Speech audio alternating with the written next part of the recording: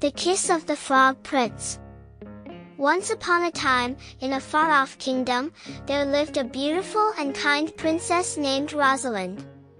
She was beloved by her people, but despite her many suitors, she had yet to find the prince of her dreams.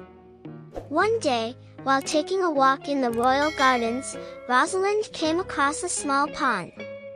She noticed a large frog sitting on a lily pad, and as she approached, the frog croaked out a greeting. "Good day to you, fair princess," said the frog. "I am Prince Frederick, and I have been cursed by a wicked witch. She turned me into a frog, and I can only be restored to my human form by the kiss of a princess." Rosalind was intrigued by the frog's story, but she didn't believe that he was a prince. Nevertheless, she leaned down and kissed the frog on the lips.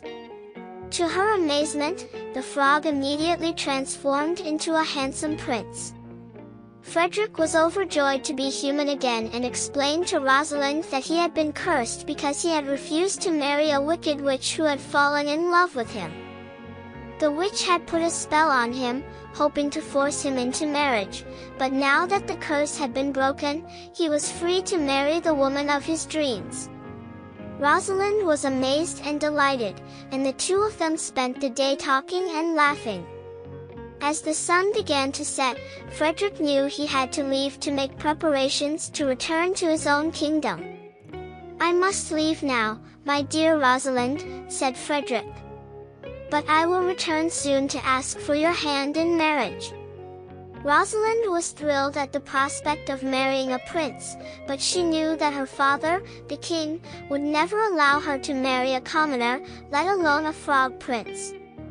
However, she couldn't help but think about the charming Frederick and the way he had captured her heart. Days turned into weeks, and Rosalind couldn't get Frederick out of her mind. She spent hours daydreaming about him and imagining what life would be like if they were together. Finally, Frederick returned to the kingdom, but he wasn't alone. He had brought with him a gift for Rosalind's father, the king. It was a golden scepter that had been stolen from the kingdom years ago, and Frederick had finally recovered it.